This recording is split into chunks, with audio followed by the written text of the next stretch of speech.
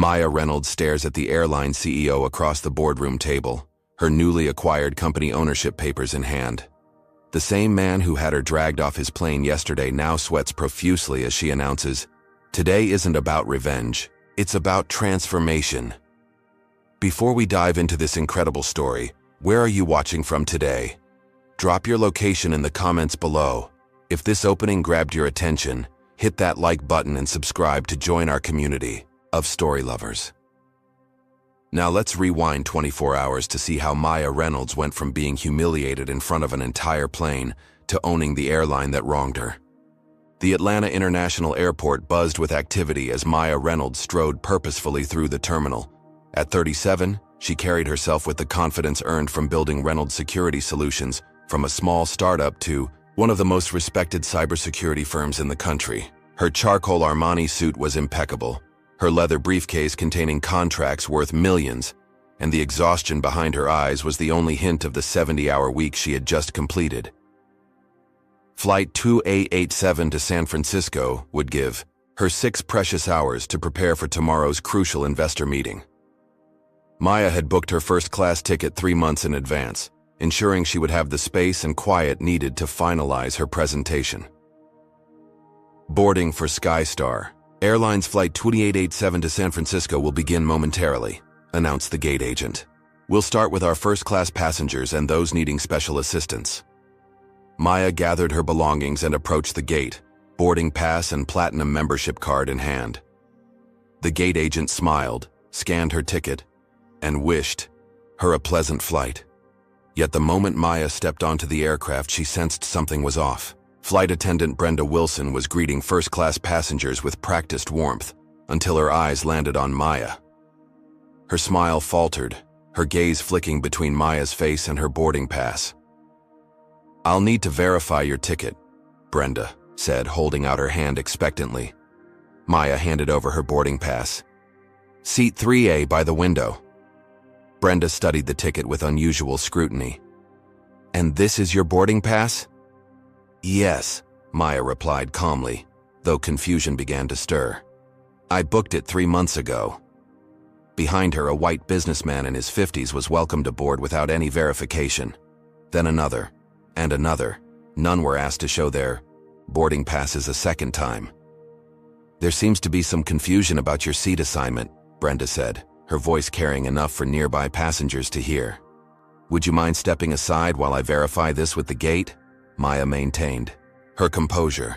"My seat is 3A. The boarding pass was just scanned at the gate. There's no confusion." "Ma'am, if you could just cooperate." Brenda's tone hardened, her smile rigid. "We need to make sure everyone is in their proper place."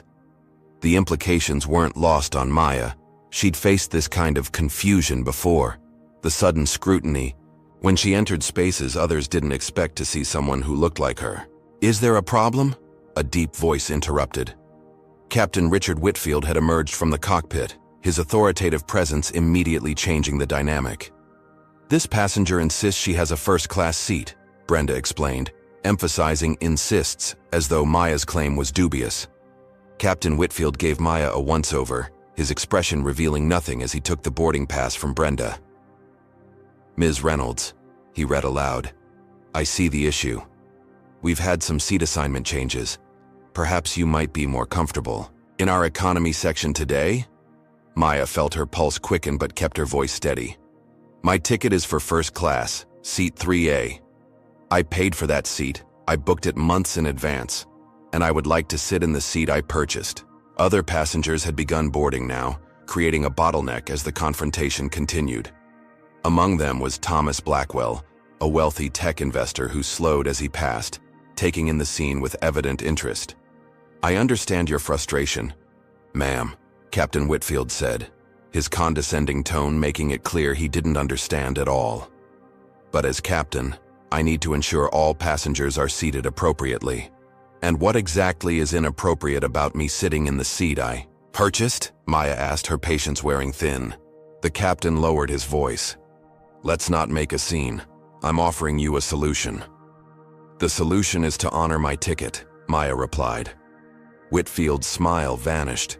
He nodded to Brenda, then turned to the front of the aircraft. Get security." The words hung in the air. Several passengers looked away uncomfortably. Others stared openly. Thomas Blackwell had stopped completely now, his phone partially raised. "This is unacceptable," Maya stated firmly. "I have a valid ticket for seat 3A. "Ma'am, you'll need to deplane immediately," Brenda announced loudly. "Security has been called." "On what grounds?" Maya demanded, aware that every eye on the plane was now fixed on her. "The captain has determined you're being disruptive," Brenda replied mechanically. Two security officers appeared at the aircraft door minutes later. The humiliation burned through Maya as they approached. "I am not leaving this plane voluntarily," she informed them, her voice calm despite the storm raging within. "I have a valid ticket, and I'm being removed because of what I look like, not what I did." "Ma'am, we can do this the easy way or the hard way," one officer warned. With dignity intact but pride wounded, Maya gathered her belongings. As she was escorted out, whispers and uncomfortable glances followed her down the aisle. Just before reaching the door, she turned to see a late-arriving white businessman being ushered by Brenda to seat 3A, her seat. Thomas Blackwell caught her eye as she passed, his phone now definitively recording. His slight nod communicated, something Maya couldn't quite interpret in the moment. Once outside the gate area, Maya's composed facade cracked just slightly. She pulled out her phone with hands that weren't quite steady and dialed her assistant. "Jordan, I need to reschedule. Tomorrow's meeting," she said without preamble. "No, I'm still in Atlanta. There's been a situation." She paused, watching through the terminal windows as Flight 287 prepared for departure without her. "Actually, schedule me a meeting with our legal team tomorrow morning instead. And Jordan, pull everything you can find on Skystar Airlines and their ownership structure, every detail." As she ended the call, Maya's focus sharpened through the haze of humiliation. This wasn't just an inconvenience or an insult. It was a mistake. Skystar's mistake, and one they would soon regret profoundly. The evening light cast long shadows across Maya's downtown Atlanta penthouse as she paced barefoot across the hardwood floors. Her shoes had been discarded hours ago, along with her jacket, but her mind remained formally dressed for battle. 3. Computer screens glowed on her home office desk, each displaying different aspects of Skystar Airlines' corporate structure. "William Hartford III, Maya murmured, studying the smiling face of Skystar's CEO. He looked exactly as she had, expected, silver-haired, country club tan, with the confident smile of someone who had inherited his position rather than earned it. Fourth-generation airline executive, Princeton graduate, board member of 6 exclusive golf clubs. Skystar had begun as Hartford Airways in the 1950s, growing from a regional carrier to a national airline through a series of aggressive acquisitions. The company had gone public in the 1980s, but the Hartford family maintained controlling interest through a complex structure of holding companies and preferred stock arrangements. Maya's phone buzzed with an incoming call from Zara Washington. Maya had met Zara in law school before dropping out to launch her tech company. While Maya built security systems, Zara had become one of Atlanta's most formidable corporate attorneys. "Please tell me you've already filed suit against those racists," Zara said without preamble. "Hello to you too," Maya replied, a small smile breaking through her focused expression. "And no, not yet. I'm researching." "What's to research?" "They humiliated you publicly because you're a black woman who dared to sit in first class. Open and shut case of discrimination." "It's not that simple," Maya sighed, switching one of her screens to display Skystar's stock performance. "Filing a discrimination lawsuit would get me an apology and maybe some settlement money. That's not what I want." "What do you want?" "Justice," Maya answered. "The kind that makes sure this doesn't happen to anyone else." "I've seen how Skystar handles these situations," Zara warned. "This isn't their first discrimination complaint. They settle quietly, sign NDAs, promise diversity training, and nothing changes." Maya paused. "You've handled cases against them before?" "Not personally, but I know colleagues who have. Hartford runs that airline like it's still 1955. The company, culture flows from the top, and the fish is rotting from the head." A notification popped up on Maya's phone. It was a social media alert. Someone had tagged her in a post. She opened it to find a video taken from inside the aircraft, showing her confrontation with Brenda and Captain Whitfield, followed by security escorting her off the plane. The post came from Thomas Blackwell's verified account with the caption, "Witnessed blatant racism on Skystar Flight 2887. This accomplished businesswoman was removed from her paid first-class seat for no reason other than her race. Was Skystar explanation needed? Maya Reynolds, you handled this with incredible dignity." The video already had 20,000 views and was climbing rapidly. "Zara, I need to call you back," Maya said, staring at the spreading virtual wildfire. Before she could process this development, her phone rang again. An unknown number. "Maya Reynolds," she answered cautiously. "Ms. Reynolds, this is Alicia Chen from the Atlanta Journal-Constitution. I've seen the video of your experience on Skystar today, and I'd like to give you an opportunity to tell your side of the story." Maya's mind raced. Public attention wasn't something she had anticipated, but perhaps it could be leveraged. "I appreciate your interest, Ms. Chen, but I need to consider my response carefully. Can I call you back tomorrow?" After ending the call, Maya's phone buzzed again with a text from Jordan. "Have you seen what's happening online? Also found something interesting. Hartford Capital Group, same family as Airline, is trying to raise significant capital. Looks like they're cash-strapped." Maya froze, her gaze shifting between the message and the financial data on her screen. The shape of something larger than a discrimination case began to form in her mind, a strategy that could change everything. She pulled up the market data for Hartford Capital Group. The holding company that controlled Skystar was indeed in the middle of a financing round, seeking substantial investment to shore up their position. Their stock had been declining steadily for 3 quarters. Maya dialed her CFO. "Marcus, how quickly can we liquidate our position in Vertex Technologies? The shares we bought last quarter? Why would we sell now? I need capital available. Immediately." "Maya, it's 11 at night. What's going on?" "Emergency executive meeting, my office, 7 a.m. tomorrow. Tell everyone it's mandatory." She paused, a small smile forming. "And Marcus, bring the acquisition playbook." Maya ended the call and returned to her screens, the humiliation of the afternoon transforming into focused determination. Skystar had made her exit their aircraft, but they had unknowingly opened the door to something much bigger. If William Hartford III thought today was problematic, he had no idea what tomorrow would bring. She opened her email and began composing a message to her legal team, financial advisors, and board members. The subject line read simply, "Operation First Class." The Reynolds Security Solutions headquarters occupied the top 3 floors of a gleaming tower in Atlanta's business district. By 7 a.m., the main conference room was filled with the company's leadership team, confusion and curiosity evident on their faces as they sipped coffee and exchanged theories about the emergency meeting. Marcus James, the company's CFO, was reviewing financial documents with a furrowed brow when Maya entered the room. The conversations immediately ceased. "Thank you all for coming in early," Maya began, standing at the head of the table then sitting. "Yesterday, I experienced something that was both personally humiliating and professionally enlightening."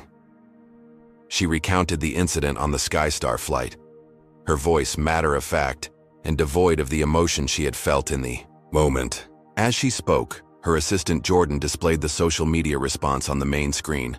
Thomas Blackwell's video had over 2 million views by morning, and Foster Boycott Skystar was trending nationally. "This is outrageous," said Vivian Chen, the company's chief marketing officer. "We should support you in taking legal action." "I'm not interested in a settlement," Maya replied. "I'm interested in acquisition." The statement landed like a stone in still water, ripples of surprise moving through the room. "Acquisition?" Marcus repeated incredulously. "You want to buy an airline because they were racist to you?"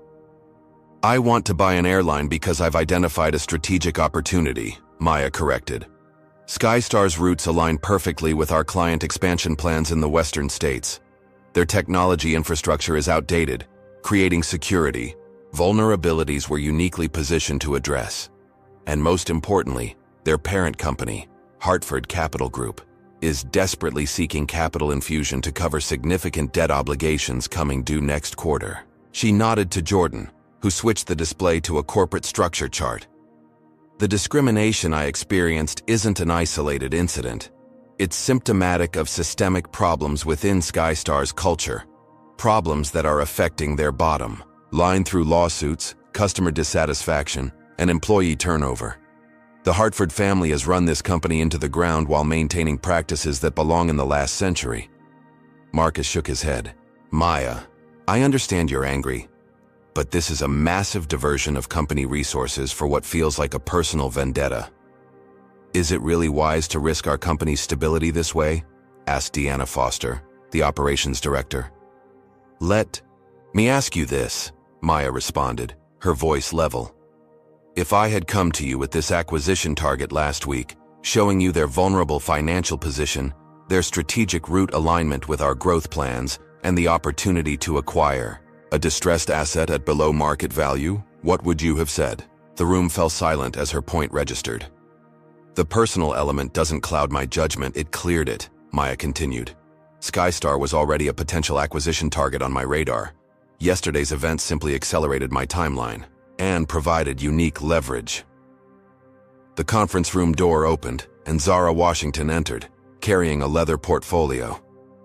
Sorry I'm late, she announced. Traffic was brutal. Perfect timing, Maya replied. Zara will be handling both our legal strategy and the discrimination suit that will run parallel to our acquisition efforts. Zara took position beside Maya. I've prepared two separate but synchronized approaches. First, a discrimination lawsuit, highlighting SkyStar's pattern of similar incidents. This will create public pressure and potentially impact their stock value. Second, a legal framework for the acquisition process that protects Reynolds Security from potential counterattacks by Hartford. The media component is already in motion, Maya added, gesturing to the viral video statistics. SkyStar issued a statement this morning calling the incident a misunderstanding and promising to review their training procedures. The response has only fueled public outrage. On cue, Jordan displayed social media responses to SkyStar's statement, overwhelmingly negative. Another passenger from my flight contacted me this morning, Maya continued. She has footage of the white businessman being seated in my 3A seat after I was removed. 5 other passengers have come forward with statements about witnessing the incident. Marcus still looked skeptical. Even if we wanted to do this, do we have the capital necessary for a controlling interest in a major airline? Not alone, Maya acknowledged. That's why I'm meeting with potential partners this afternoon. In the meantime, I need authorization to begin purchasing available shares through our subsidiary holdings. The discussion continued for another hour, with Maya addressing concerns and outlining contingencies. By the end, even the most hesitant team members were cautiously on board. As the meeting concluded, Maya's phone lit up with a notification. Alicia Chen's article had just been published online.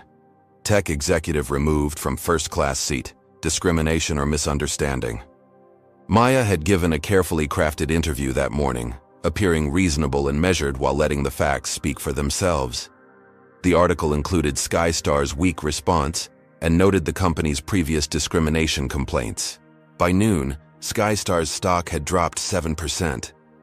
It's working, Jordan reported, showing Maya the real-time market data. And you've received a message from Thomas Blackwell requesting a meeting. Maya considered this development. Blackwell was a significant player in tech investment circles, with deep pockets and extensive connections. His video had helped catalyze the public response, but his motivations remained unclear. Schedule it, she decided, but at a neutral location. As the day progressed, Maya's team executed the first phase of their strategy, quietly purchasing SkyStar shares through various holdings to avoid triggering reporting requirements. Meanwhile, across town at SkyStar's headquarters, the first signs of internal panic were beginning to show. How would you react if you were in Maya's position? Would you pursue legal action or take control like she's planning? Comment number 1 if you think Maya's acquisition strategy is justified, or number 2 if you think she's going too far. Don't forget to hit that like button if you're impressed by her strategic thinking. What do you think Thomas Blackwell really wants from this situation? Will he turn out to be an ally or a competitor in Maya's quest for justice? Subscribe to find out as this story continues. The Southern Spice, an upscale Atlanta restaurant known for its discretion and private dining rooms, was Maya's chosen location for meeting Thomas Blackwell. She arrived 15 minutes early, selecting a table with a clear view of both the entrance and the emergency exit, a habit from her early days of pitching to skeptical investors. Thomas Blackwell entered precisely on time. At 45, he carried himself with the easy confidence of old money, though Maya knew his wealth was entirely self-made. His reputation in tech investment circles was sterling, brilliant, ethical, and notoriously selective about his partnerships. "Ms. Reynolds," he greeted, extending his hand. "It's good to finally meet you, though I wish it were under better circumstances." "Mr. Blackwell," Maya replied, her handshake firm, "I appreciate your video documentation yesterday. It's been impactful." Once seated, Maya studied him carefully as he ordered a sparkling water. His motivations for helping her remained unclear. Was this genuine allyship, or did he have his own agenda regarding Skystar? "I'll be direct," Maya said after the waiter departed. "Your video was helpful, but I'm curious why a man of your position would involve himself in this situation." Thomas smiled slightly. "Equally direct. I've been tracking Skystar's discriminatory practices for months. Your incident wasn't isolated. It was part of a pattern I've been documenting." "For what purpose?" Thomas paused, seeming to weigh his words carefully. "My daughter Amara experienced something similar on a Skystar flight last year." "Your daughter?" Maya hadn't been aware Thomas Blackwell had children. "Adopted," he clarified. "She's 16, brilliant, and black. We were flying to a science competition she was competing in. Despite our first-class tickets, she was repeatedly questioned and made to feel unwelcome while I was in the restroom. By the time I returned, she was in tears." His expression hardened. "I filed complaints, received form letter apologies, was offered vouchers. Nothing changed. So I began investigating whether this was systematic." Thomas reached for his briefcase and withdrew a tablet. "What I found was troubling." He slid the device across to Maya, displaying a spreadsheet with dozens of incidents documented over the past 18 months, dates, flight numbers, names, and brief descriptions of discriminatory treatment. "Some of these people filed complaints," Thomas explained. "Others vented on social media. Many probably said nothing at all, but the pattern is unmistakable." Maya scrolled through the data, recognizing the familiar contours of institutional discrimination, subtle enough to maintain plausible deniability, pervasive enough to constitute policy and practice. "This is compelling," she admitted. "But why share it with me now?" "Because I heard through my network that you're making moves on Skystar stock." His directness caught Maya off guard. "And I want to help." Maya's expression revealed nothing as she evaluated this offer. "What exactly are you proposing?" "Partnership," Thomas replied without hesitation. "My capital combined with your company's assets and strategic position. Together we could secure controlling interest in Hartford Capital Group within weeks rather than months." Maya leaned back, considering. "And what would you want in return?" "A seat on the board, input on the reformation of company culture, and a reasonable return on investment." He paused. "And the satisfaction of seeing William Hartford III face consequences for once in his privileged life." For the next hour, they discussed terms, strategy, and vision. Thomas's resources were substantial, his knowledge of Skystar's vulnerabilities detailed, and his commitment to systemic change appeared genuine. By the time their entrees arrived, Maya was cautiously convinced of his sincerity. "I'll have my team draft partnership terms," she concluded. "But time is of the essence. Hartford won't remain oblivious to our moves for long." As if summoned by her words, Maya's phone buzzed with a call from an unknown number. She excused herself and stepped away from the table. "Maya Reynolds," she answered. "Ms. Reynolds, this is Jeffrey Palmer from Stanton & Palmer. Representing Skystar Airlines and Hartford Capital Group, came a clipped, formal voice. I'm calling to inform you that any public statements suggesting systematic discrimination at Skystar constitute defamation. Furthermore, we've become aware of unusual trading activity in our client's stock that may constitute market manipulation, when combined with your public allegations. Maya's grip tightened on her phone. Mr. Palmer, are you threatening me? I'm advising you that our clients will vigorously defend their reputation and shareholder interests. We strongly recommend you retract your unfounded claims and cease any coordinated stock activities immediately. I experienced discrimination firsthand, Mr. Palmer. There are multiple witnesses and video evidence. As for stock purchases, I'm merely a private investor recognizing value. Now, if you'll excuse me, I'm in the middle of dinner. Maya ended the call and returned to the table, her resolve strengthened by Hartford's obvious concern. Hartford's lawyers? Thomas guessed, noting her expression. Maya nodded. They're getting nervous. Good. That means we accelerate. Thomas pulled out his phone. I have contacts at Mitsubishi Financial who were considering a rescue investment in Skystar's Trans-Pacific routes. They should hear our alternative proposal immediately. Over the next 2 hours, Maya and Thomas refined their strategy, identifying key investors to approach and vulnerabilities in Hartford's defense. Their alliance, born from shared indignation, was quickly evolving into a formidable force. Meanwhile, across town at Skystar headquarters, Captain Richard Whitfield shifted uncomfortably in the leather chair outside the HR director's office. Down the hall, flight attendant Brenda Wilson clutched a tissue, her career flashing before her eyes as she waited for her own meeting. Neither of them yet understood they were merely pawns in a much larger game that had just begun, one where Maya Reynolds and Thomas Blackwell were positioning themselves for checkmate. That evening, as Maya reviewed the formal partnership agreement Zara had drafted, her assistant Jordan rushed into her office. 2 Skystar board members reached out through back channels, he reported breathlessly. They want to meet privately. They're concerned about Hartford's leadership and the company's direction. Maya smiled. The first cracks were appearing in the foundation. Schedule it, she said calmly. And Jordan, order in dinner. We're going to be here all night. The morning headline of the Business Journal flashed across Maya's tablet. Hartford accuses tech CEO of vengeful market manipulation following discrimination claim. Accompanying the article was an unflattering photo of Maya from years ago, looking harried and unprofessional, clearly dug up to undermine her credibility. They're fighting back, Zara observed, reviewing the article in Maya's office. And they're getting personal. It was inevitable, Maya replied, scrolling through the piece. William Hartford III had given an exclusive interview, portraying himself as the victim of a calculated attack on his family's business. He characterized Maya as an opportunistic investor, exploiting a minor customer service misunderstanding. More troubling were the insinuations about Reynolds Security Solutions, suggesting the company had exaggerated its cybersecurity capabilities and failed to prevent several recent high-profile breaches for clients. The allegations were carefully worded to avoid outright defamation while planting seeds of doubt. They're targeting your clients, Zara noted grimly.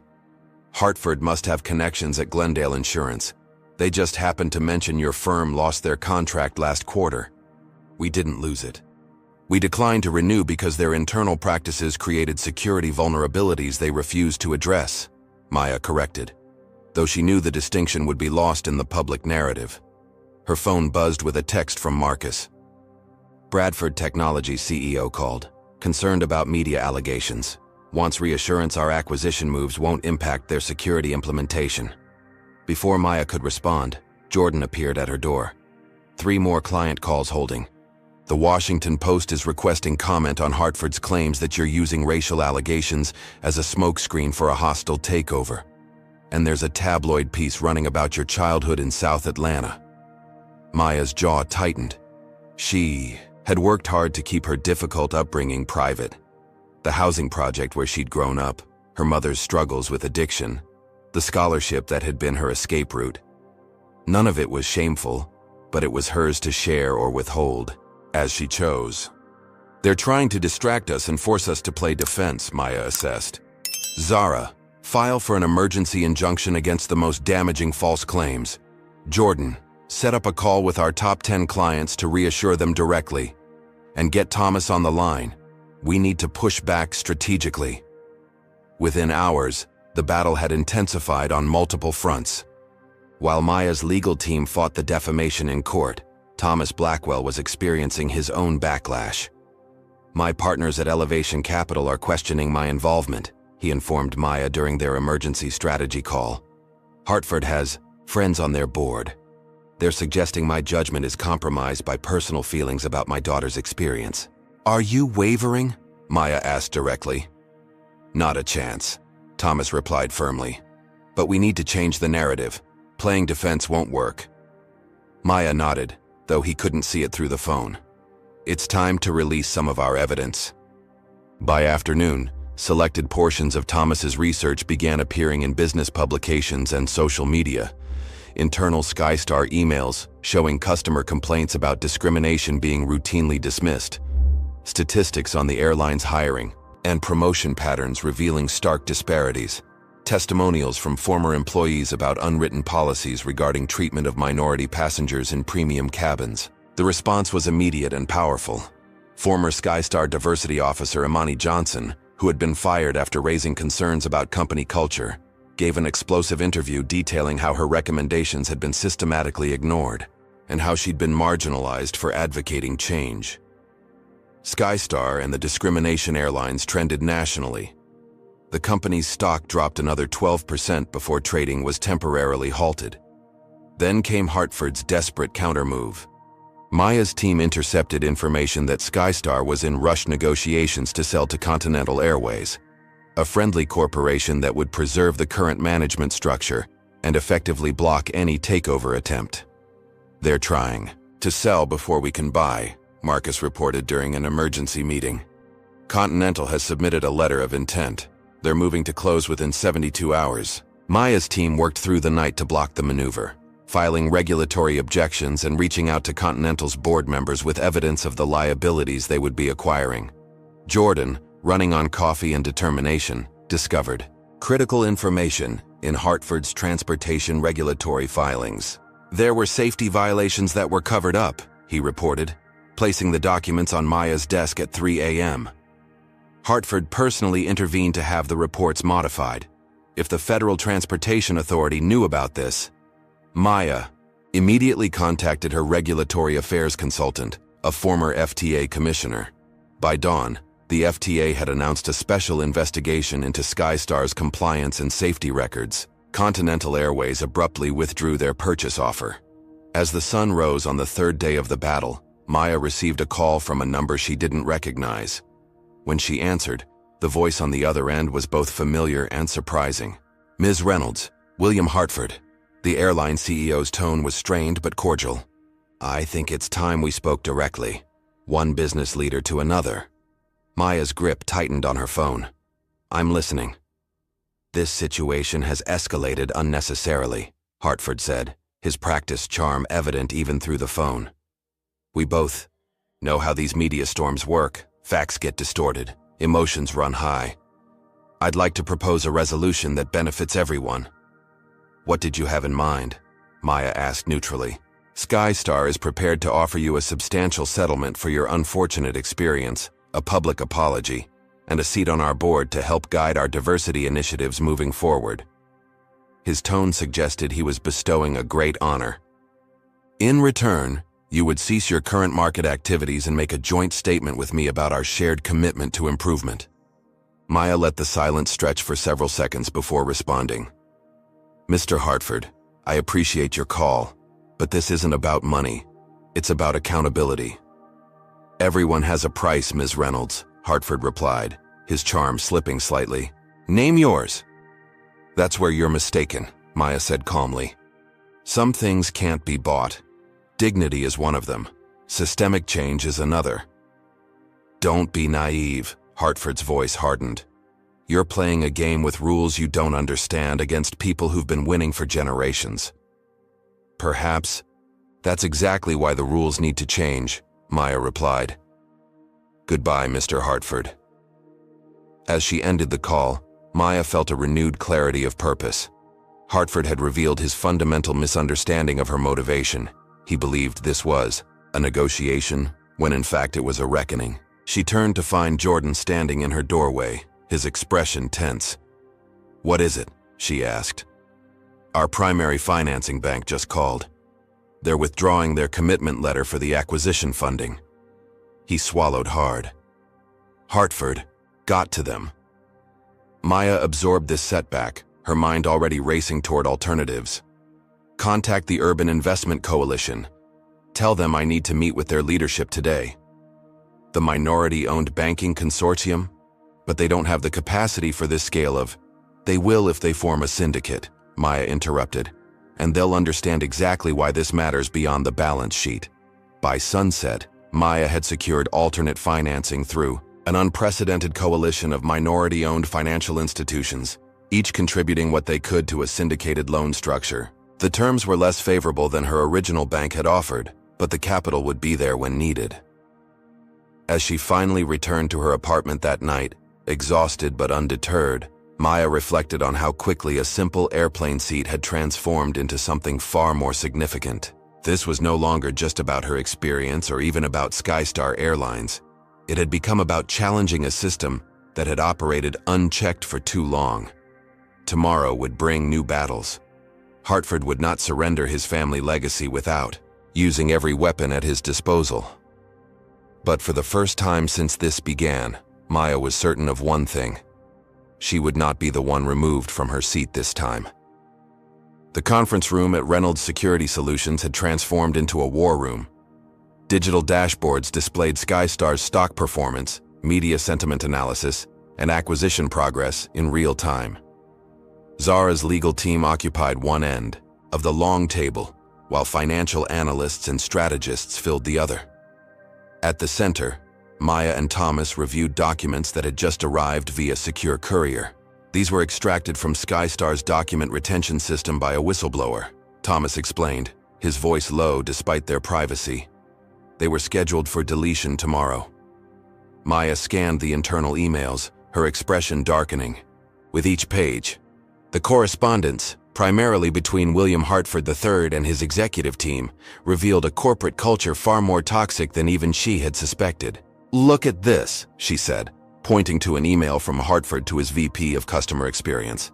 He specifically instructs them to maintain the premium experience by ensuring the right demographic balance in first class. The right demographic? Balance, that's corporate speak for discrimination. Thomas nodded grimly. And here, he's responding to diversity hiring goals by asking, how many of these people do we actually need to hire to keep the government off our backs? The documentation was comprehensive and damning. Hartford had not only known about discriminatory practices, he had directed them, creating unwritten policies that filtered down through the organization while maintaining plausible deniability. There's a pattern to their promotion denials too, noted Vivian Chen, reviewing another file. Qualified minority candidates consistently passed over with identical language in their rejection notices. Maya turned to Zara. Is this enough for the federal discrimination investigation? More than enough, Zara confirmed.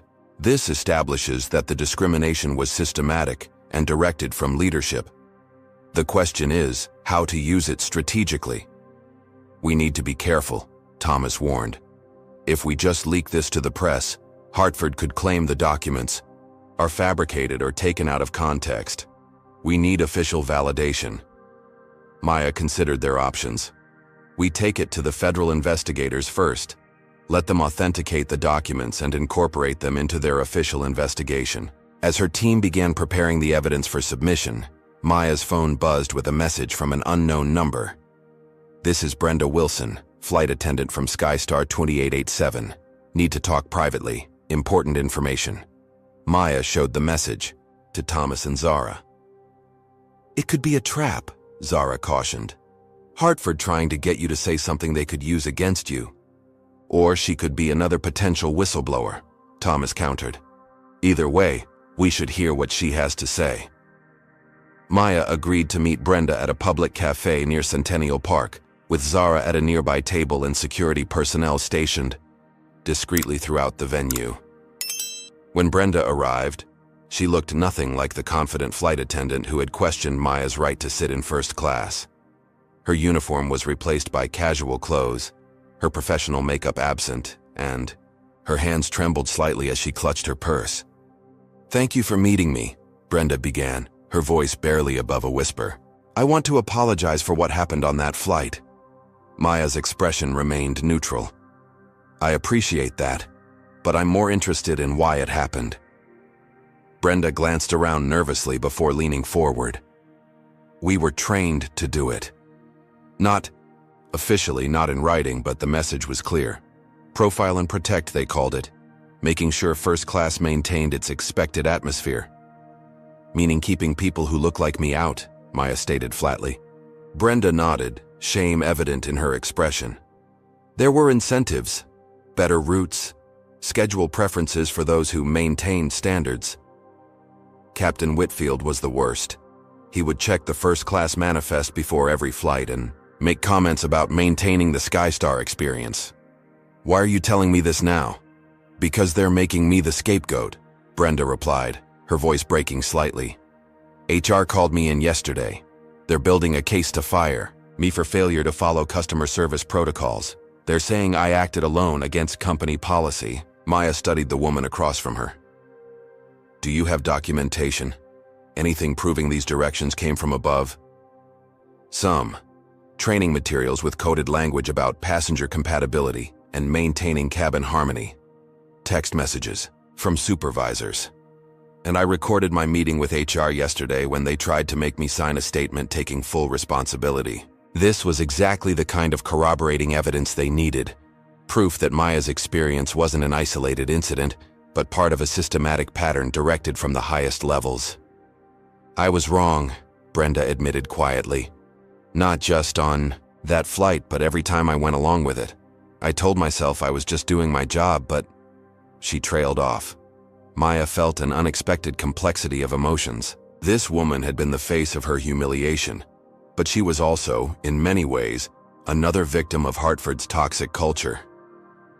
"Ms. Wilson," Maya said carefully, "would you be willing to provide a formal statement to federal investigators about these practices?"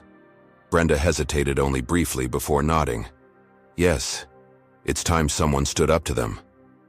As Maya left the meeting, she reflected on how the narrative was evolving.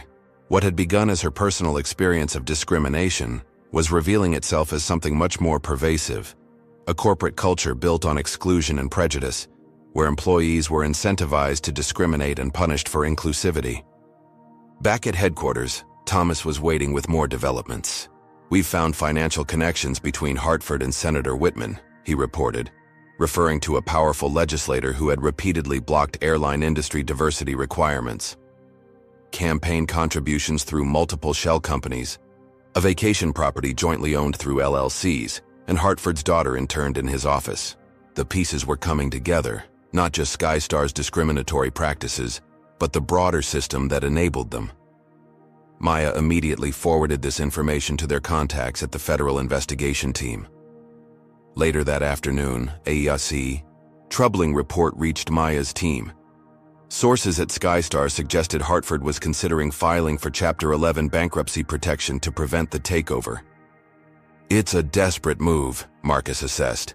"They'd still need court approval for any reorganization plan, and creditors would have significant say.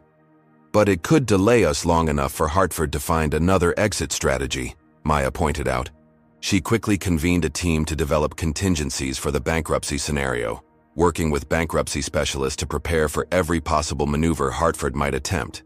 Meanwhile, Thomas implemented another key element of their strategy, reaching out directly to Skystar employees with reassurances about job security post-acquisition. "Hartford's trying to frighten staff with claims that we'll slash jobs," Thomas explained. "We need to counter that narrative." Maya recorded a video message for Skystar employees, explaining her vision for the company's future. "This isn't about dismantling Skystar, but rebuilding it on a foundation of excellence and equality. Our issue is with leadership and culture, not with the dedicated professionals who keep the airline running every day." The message, distributed through employee networks, began shifting internal sentiment. By evening, Maya was receiving messages of support from SkyStar staff at all levels. As the critical shareholders meeting approached, all the elements of Maya and Thomas's strategy were falling into place. The federal investigation was proceeding with the evidence they had provided.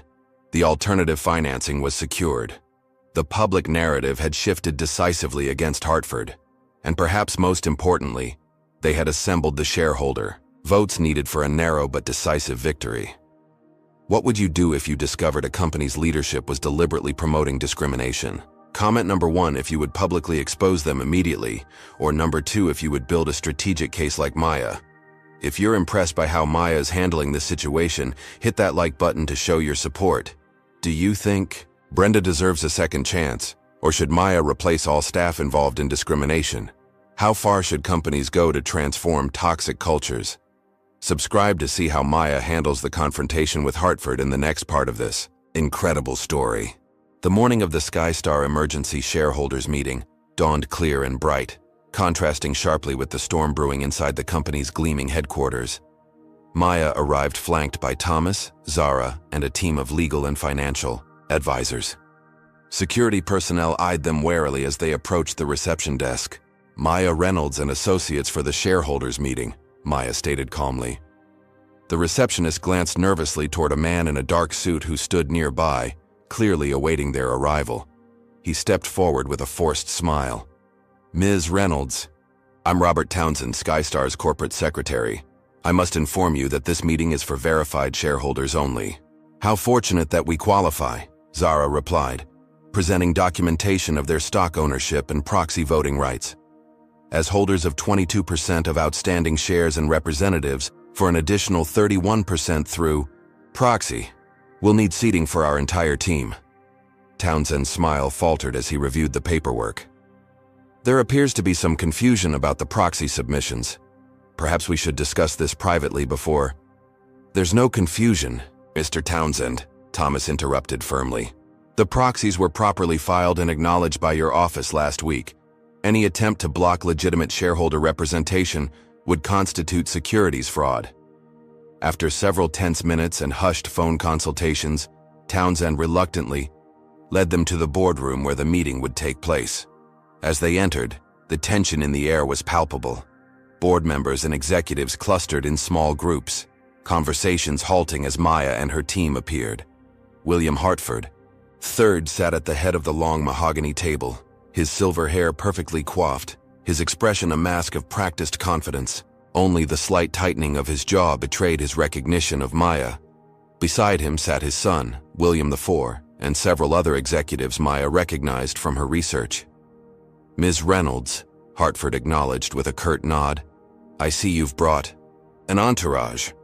Mr. Hartford, Maya returned evenly, thank you for accommodating us. As other shareholders and representatives filed in, the room quickly divided into clear factions. Hartford's traditional allies, mostly older men from connected families and companies, gathered near his end of the table. Independent shareholders and institutional investors positioned themselves in the middle, while Maya's coalition took positions at the opposite end. The meeting began with formal procedures, roll calls, and verification of stock ownership.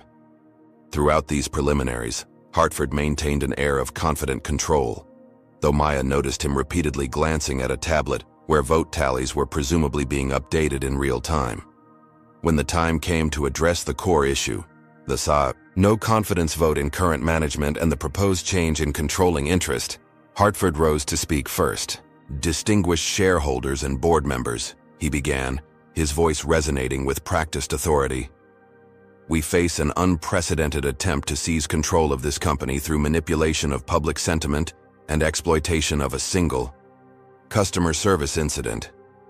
He paced slowly, making eye contact with key shareholders. SkyStar Airlines has been a cornerstone of American aviation for 70 years. The Hartford family has safely carried millions of passengers through war, recession, and industry upheaval. We have remained independent when others sold out, committed to quality when others cut corners. His gaze settled on Maya. Ms. Reynolds experienced a regrettable misunderstanding on one of our flights. For that, We have apologized and offered generous compensation. But make no mistake, this takeover attempt is not about improving our company or addressing legitimate concerns. It is a calculated financial maneuver wrapped in social justice rhetoric. Several of Hartford's allies nodded in agreement. Hartford continued, his voice rising passionately. What does a cybersecurity executive know about running an airline?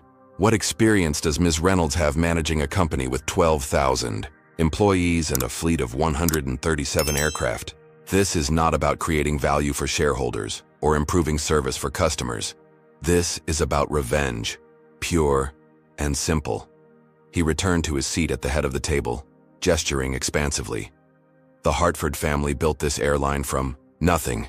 We weathered the Great Depression, fuel crises, and terrorist attacks. We have given our lives to this company and this industry. I ask you today to stand with us against this opportunistic attack on our legacy. Murmurs filled the room as Hartford concluded. Maya could see uncertainty in the faces of some independent shareholders. She rose calmly, straightening her jacket as she moved to the position Hartford had just vacated. Thank you, Mr. Hartford, for that impassioned defense of your family's legacy, she began, her voice clear and measured. Legacy is indeed important. It's what we leave behind, how we'll be remembered, the values we've stood for. She paused, looking around the room. The question before us today isn't about erasing SkyStar's history. It's about honestly confronting that history, including its darker chapters, and charting a better course for its future. Maya opened a folder and removed several documents. You've heard Mr. Hartford dismiss my experience as a single customer service incident. But the evidence tells a different story. She displayed the first document on the room's presentation screen, a statistical analysis of customer complaints by demographic group. SkyStar receives 400% more discrimination complaints than the industry average. Black first class passengers are 17 times more likely to be questioned about their seating assignments than white passengers. She advanced to the next slide, internal emails with certain passages highlighted. These communications from Mr. Hartford himself direct staff to maintain what he calls passenger demographic balance in premium cabins. When asked to clarify this policy, he wrote, and I quote, "Some passengers simply don't feel comfortable with too much diversity in the premium experience." Gasps and murmurs filled the room. Hartford's face flushed red. "This is outrageous," he interrupted. "Those emails are taken completely out of context." "The context is quite clear, Mr. Hartford," Maya replied calmly, "as is the pattern they establish." She continued presenting evidence, testimony from former employees about systematic discrimination, financial data showing declining performance under current management, and safety violations that had been concealed from regulators. The issues at SkyStar go far beyond a single incident, Maya explained. They reflect fundamental failures of leadership, ethics, and business judgment. The company's financial performance has declined for 12 consecutive quarters under current management. Customer satisfaction ratings have fallen to the bottom quartile of the industry. Employee turnover is at a record high. She turned to face Hartford directly. "This isn't about revenge, Mr. Hartford. It's about recognizing that your leadership is failing this company by every measurable standard." Hartford's composure cracked. "Who do you think you are?" he demanded, rising from his seat. "You come in here with your diversity agenda and your social justice warrior mentality, trying to tell me how to run the company my grandfather founded?" A uncomfortable silence fell over the room at his outburst. Hartford seemed to realize his error too late, attempting to regain his professional demeanor. "What I mean is," he backpedaled, "Ms. Reynolds lacks the industry-specific knowledge to recognize discrimination when I experience it," Maya interrupted. "To identify toxic leadership when I see it? To understand that a company culture flows from the top down?" She turned back to the shareholders. "Mr. Hartford is right about one thing. I don't have 70 years of airline experience. I bring fresh perspective, technological innovation, and a commitment to excellence that transcends industry boundaries." Thomas Blackwell stood to join her. "And she's not alone. Our leadership team combines aviation experts, customer experience, innovators, and financial specialists with proven track records of turning around underperforming companies." Maya resumed her presentation. outlining their detailed plan for SkyStar's future. Modernized systems, improved employee training and retention, expanded routes, and a revitalized brand built on inclusive excellence. As she concluded, an institutional investor who had remained silent throughout the proceedings raised his hand. Harold Chen, representing Pacific Investment Group, controlled a significant block of shares that neither side had definitively secured. "Ms. Reynolds," he began thoughtfully, "your presentation is compelling, but substantial change always carries risk. Why should we believe your team can execute this ambitious vision?" Maya had anticipated this crucial question. "Because we already have," she replied confidently. Reynolds Security Solutions faced similar challenges when we expanded into government contracting 5 years ago. Entrenched competitors, resistant bureaucracy, outdated systems. We succeeded by combining respect for institutional knowledge with the courage to challenge flawed practices. She displayed performance metrics from her company's transformation. We retained 87% of staff through the transition while improving productivity by 34%. We can apply these same principles at SkyStar, preserving what works while fixing what doesn't. Chen nodded slowly, making notes. After a few more questions from shareholders, the room fell silent as the vote was called. Electronic voting began, with real-time results tabulated on a secured system. The minutes stretched painfully as the votes were tallied and verified. Maya maintained her composed exterior while her heart raced. Everything they had worked for came down to this moment. Finally, the corporate secretary rose. "The final vote. Tally on the motion of no confidence in current management and approval of the proposed change in controlling interest is as follows." The room held its collective breath. In favor, 52.7%. Opposed, 47.3%. The motion passes. For a moment, the room remained completely silent as the implications registered. Then Hartford slammed his fist on the table.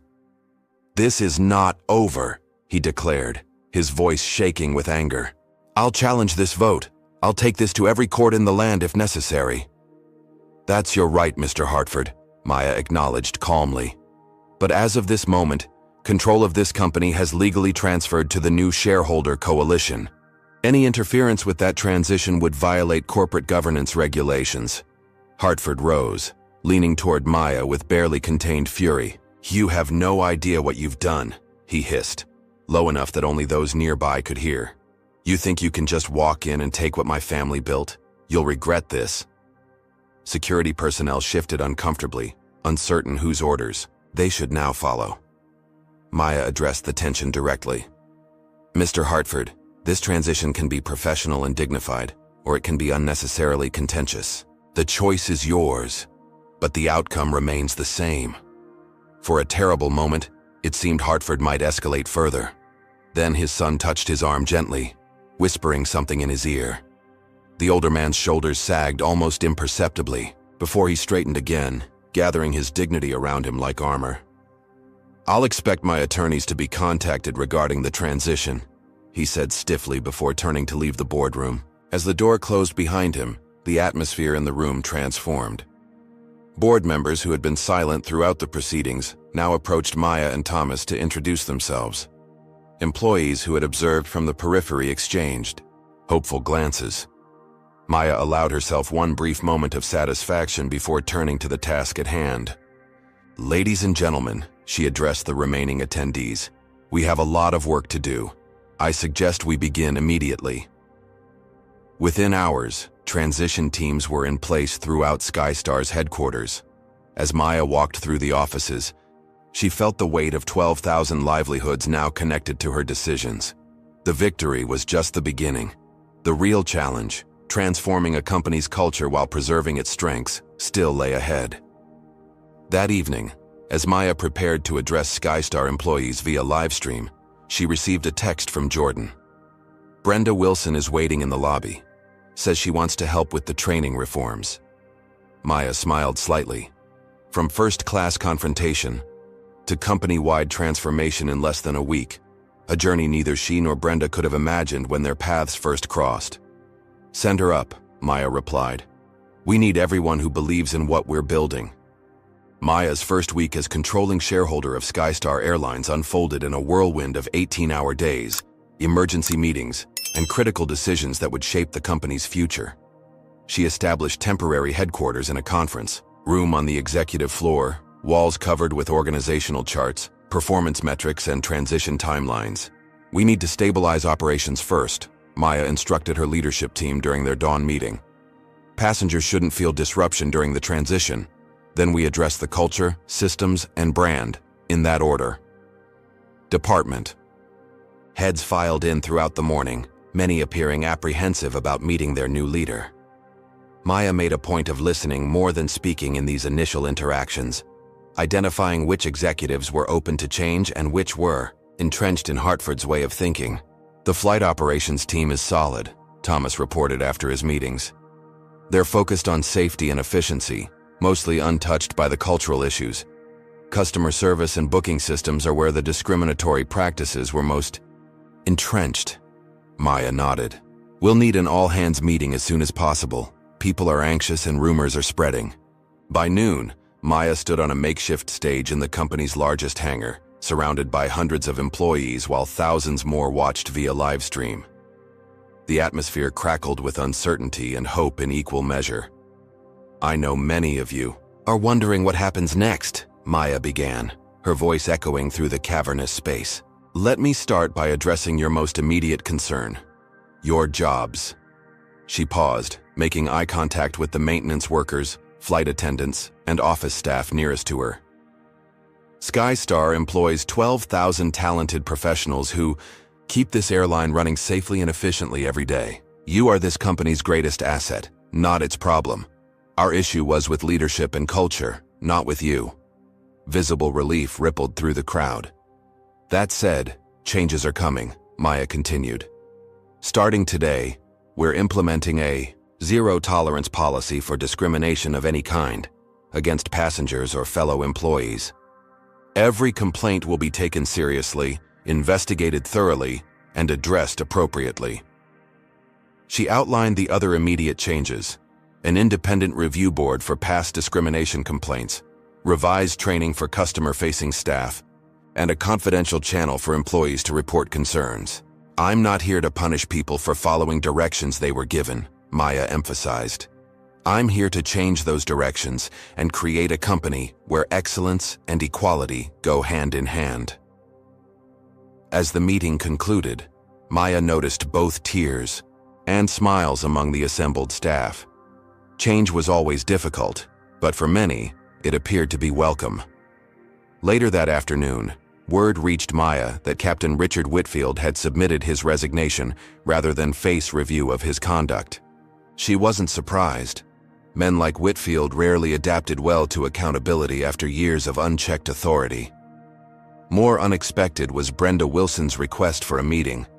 Maya had assumed Brenda would simply accept the severance package offered to employees who preferred not to remain under new management.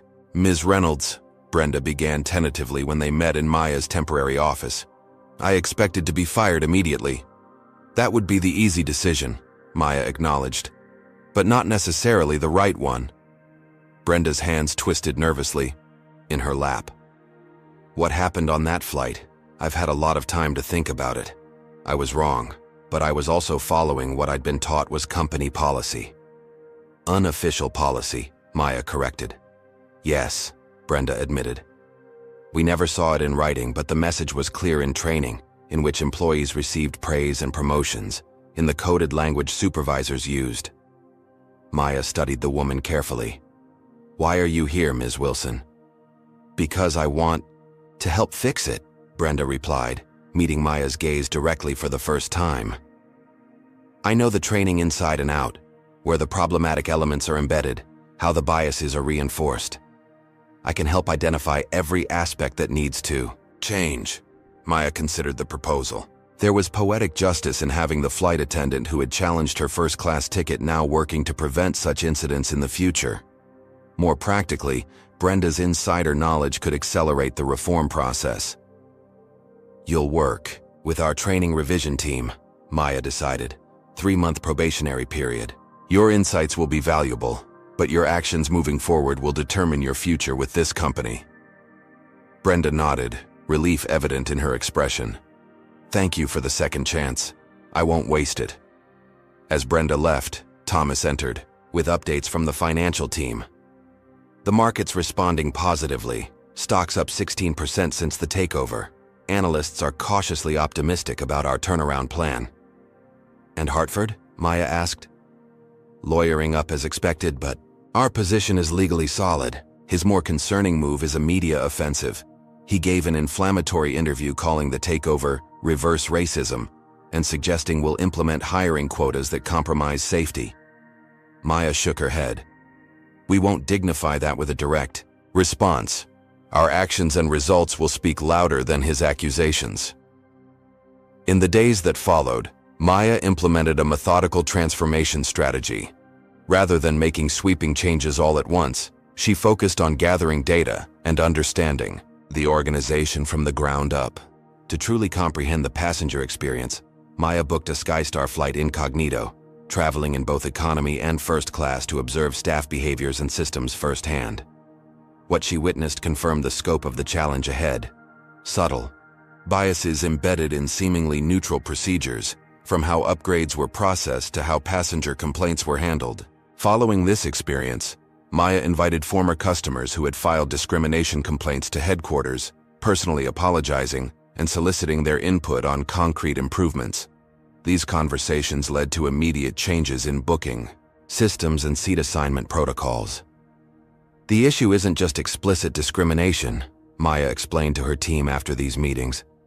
"It's also the invisible barriers built into our systems. The algorithm for upgrades was weighted against certain zip codes where minorities predominantly live. The dress code enforcement guidelines included subjective terms that were disproportionately applied to non-white passengers. As these systemic issues were addressed, Maya implemented a recognition program highlighting employees who exemplified inclusive service excellence. To her satisfaction, nominations flooded in, revealing many staff members who had been quietly providing outstanding service to all passengers despite the previous culture. The regulatory investigation initiated before the takeover continued, with Maya's team providing unprecedented transparency and cooperation. Investigators expressed surprise at the thoroughness of the internal audit and the concrete reforms already implemented. "We're not just settling lawsuits with money," Maya instructed Zara when addressing pending discrimination cases. "Each settlement includes specific commitments to structural changes, with benchmarks and verification mechanisms." This approach earned praise from civil rights organizations that had previously criticized the airline, generating positive press that began to reshape public perception of the company. 6 weeks into the transition, Maya's financial team made a troubling discovery while reviewing the company's books. The Hartford family had been siphoning corporate funds through inflated consulting contracts with other family-owned entities. The amounts involved were substantial enough to constitute fraud. Maya faced a difficult decision. Exposing these activities would strengthen their legal position against Hartford's continuing challenges to the takeover, but it could also damage the airline's reputation further and potentially trigger criminal investigations. She convened her leadership team to discuss the implications. "This isn't just about Hartford anymore," Maya noted. "It's about our responsibility to shareholders, employees, and customers." After hours of debate, they reached a nuanced approach. They would address the financial improprieties through civil remedies and governance reforms, while cooperating with regulatory authorities as required by law. The focus would remain on moving the company forward, rather than pursuing retribution against former executives. "We'll hold them accountable without becoming distracted from our primary mission," Maya concluded. "This company needs to look forward, not backward." As the 90-day mark of the transition approached, tangible improvements were evident throughout the organization. Customer complaint rates had declined by 34%. Employee retention had stabilized after an initial wave of departures. On-time performance had improved as staff morale lifted. Maya's daily routine now included regular walks through different departments, engaging directly with employees at all levels. During one such walk through the reservation center, she overheard a customer service representative skillfully handling a complex situation involving a passenger with special needs. "That was impressive," Maya commented after the call concluded. The representative, initially flustered at being addressed by the new owner, smiled tentatively. It's easier now that we have clear guidelines focused on helping people instead of just following rigid rules. And knowing we'll be backed up by management if we make reasonable accommodations. That makes all the difference. This simple exchange, more than the improving financial metrics or positive press, confirmed for Maya that real transformation was taking root. The culture was shifting from one of rigid hierarchy and hidden biases to one of empowered employees focused on genuine service. As she returned to her office that evening, Maya found Jordan waiting with the latest customer satisfaction reports. For the first time in 5 years, SkyStar's ratings had moved out of the bottom quartile. It's just the beginning, Maya acknowledged, but it's a meaningful beginning. She looked out her office window at the aircraft on the tarmac below, their SkyStar logos gleaming in the setting sun. Soon those logos would change as part of the company's rebranding initiative. But the more important changes were already happening. Inside the operation, invisible but fundamental shifts in how people were treated, valued, and served. The confrontation that had begun with a denied seat in first class was evolving into something Maya hadn't fully anticipated. A case study in how corporate culture could be transformed when leadership truly committed to both excellence and equality. There would be setbacks and resistance ahead, but the direction was clear and the momentum building. That night, as Maya finally left headquarters, she passed the wall where photographs of company leaders hung in chronological order. William Hartford III's portrait had been removed, leaving a conspicuous empty space. Soon, her own image would hang there. The first woman, the first person of color, to lead the company in its 70-year history. But more important than who she was, Maya reflected, would be what she built. An airline where everyone could truly expect first-class treatment. 6 months after the takeover, the hangar that had hosted Maya's first all-hands meeting was transformed for a very different occasion. Gone was the anxious atmosphere of uncertainty. In its place, a sense of celebration and renewal filled the massive space, now decorated with the new colors and logo of Horizon Airlines, the reborn identity of what had once been SkyStar. Employees in freshly designed uniforms mingled with media representatives, business partners, and community leaders. A gleaming Boeing 787 displayed the new livery, a gradient of blue and purple with a stylized horizon line that subtly incorporated elements of diverse cultural patterns from around the world. Maya stood at the podium, surveying the gathering, with quiet satisfaction. Beside her waited Thomas Blackwell, Brenda Wilson, now head of customer experience, and other key members of the leadership team that had guided the company's transformation. 6 months ago, we began a journey together, Maya addressed the assembled crowd. A journey to create an airline where excellence means excellence for everyone, passengers and employees alike. She gestured toward the statistical displays surrounding the hangar. The numbers tell part of our story. On-time performance improved by 23%. Customer satisfaction ratings increased by 41%. Employee retention is at its highest level in a decade. And yes, our stock value has grown by 67%. Applause rippled through the audience. Maya raised her hand. But the most important changes can't be captured in statistics. They're found in the thousands of daily interactions where respect has replaced suspicion, where inclusion has replaced exclusion, where every passenger knows they belong in whatever seat they've purchased. She introduced Brenda to the podium. Many in the audience recognized her from the viral video that had started this journey, though few outside the company knew how central she had become to the transformation. When I first met Ms. Reynolds, it was under circumstances I'm not proud of, Brenda began candidly. I was enforcing unwritten rules that should never have existed. Today I'm proud to introduce the completely redesigned Horizon Airlines Service Standards and Training Program. Brenda outlined the new approach, which had already been recognized by industry publications as a potential new gold standard. The program emphasized cultural competence, problem-solving flexibility, and genuine hospitality toward all passengers. We've eliminated subjective enforcement criteria. We've implemented accountability at every level. And most importantly, we've created an environment where treating people with dignity isn't just permitted, it's expected and rewarded. As Brenda concluded her presentation, Thomas Blackwell stepped forward to share financial and operational updates. The company's performance had exceeded even the most optimistic projections in their initial takeover plan. More significantly, minority hiring and promotion rates showed dramatic improvement, creating a leadership pipeline that better reflected the diverse customers the airline served. "We're proving what should have been obvious all along," Thomas noted. "Diversity and inclusion aren't just moral imperatives, they're business advantages. Our more diverse leadership team is making better decisions, connecting with broader customer bases, and identifying opportunities our predecessors missed entirely." The formal presentations concluded with Maya announcing a new initiative that held special meaning for her: the Horizon Futures Program, a scholarship and mentorship initiative for underrepresented groups in aviation. The program would provide financial support, internships, and career development for students pursuing careers as pilots, engineers, and aviation executives. "The first 20 Horizon Futures scholars are here with us today," Maya announced, gesturing to a group of young people standing together near the front. "They represent the future of this industry, a future that must be as diverse as the world we serve."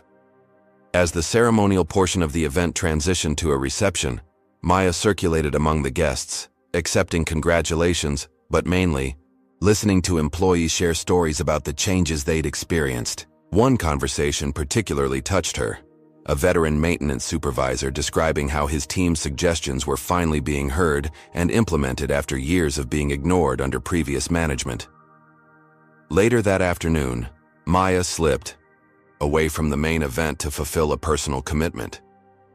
At a small flight school near the airport, 20 teenage girls, most of them Black and Latina, waited eagerly for her arrival. These young women were part of a community program introducing girls to aviation careers, and Maya had promised to speak with them despite her packed schedule. "I never planned to run an airline," Maya admitted to the group after sharing her background in technology. "But sometimes life puts you in situations that reveal your purpose. What happened to me on that flight was unjust, but the response couldn't just be about one seat or one flight. It had to be about changing the system." A shy-looking girl raised her hand. "Ms. Reynolds, I decided I want to be a pilot after I saw your story on the news. My family said it wasn't realistic, but you made me think maybe it could happen." Maya felt unexpected emotion tighten her throat. "What's your name?" "Tiana," the girl replied. "Well, Tiana, I look forward to flying on your aircraft someday," Maya responded. "And I hope by then, no one will question whether you belong in the captain's seat."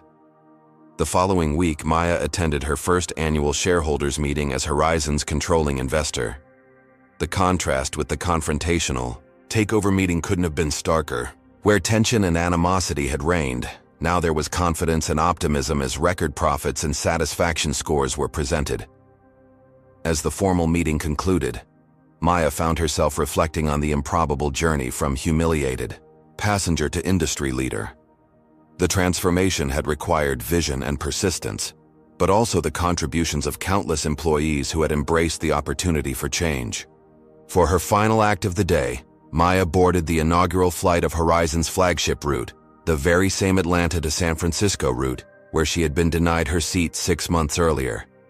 This time she walked to first class without challenge, nodding to the flight attendants who greeted her with genuine smiles. As she settled into her window seat, she found an envelope tucked into the seat pocket before her. Inside was a handwritten note from Brenda. "Thank you for the opportunity to be part of building something better. This journey has transformed us all." The captain's voice came over the intercom, a woman whose warm, confident tone filled the cabin. "Welcome aboard Horizon Airlines Flight 101. I'm Captain Jasmine Washington, and I'll be flying you to San Francisco today." Maya smiled at the knowledge that Captain Washington was Horizon's first Black female captain, promoted from first officer during the reorganization after demonstrating exceptional skills that had been overlooked by previous management. As the aircraft taxied toward the runway, Maya glanced out the window at the Horizon Airlines logo now adorning the terminal. The company's transformation was far from complete, but its trajectory was firmly established. The scene shifted to the opening moment of our story, Maya facing William Hartford III across the boardroom table, ownership papers in hand. Now, with full context, her words carried their complete meaning. Today isn't about revenge. It's about transformation. After the shareholders' meeting, Maya had arranged one final meeting, inviting former CEO Hartford to witness the inaugural flight of the reformed airline.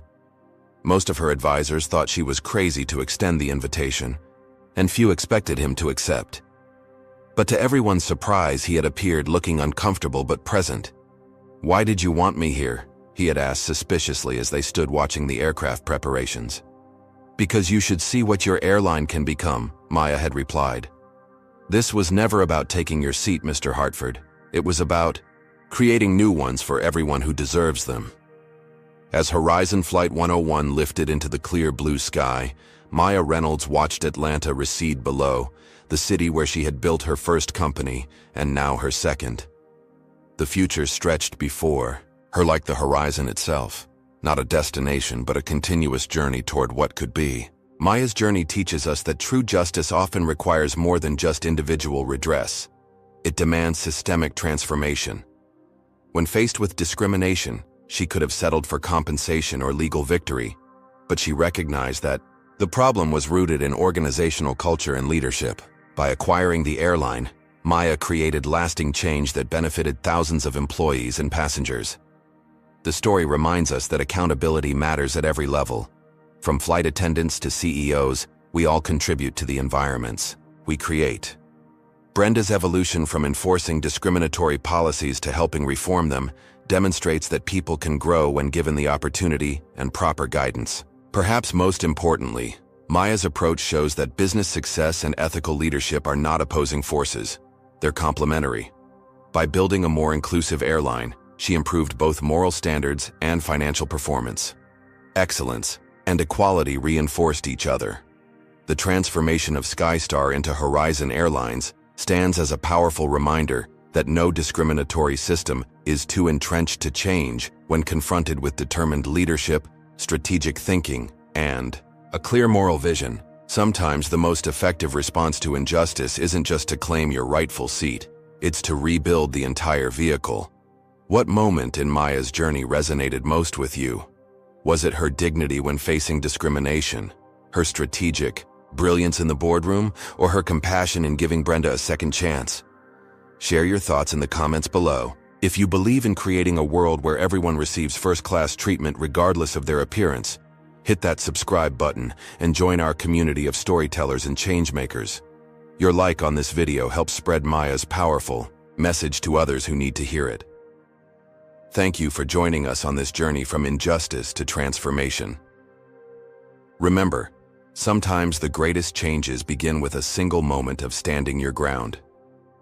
Until next time, may you always find your rightful seat at the table, or better yet, build a bigger table for everyone.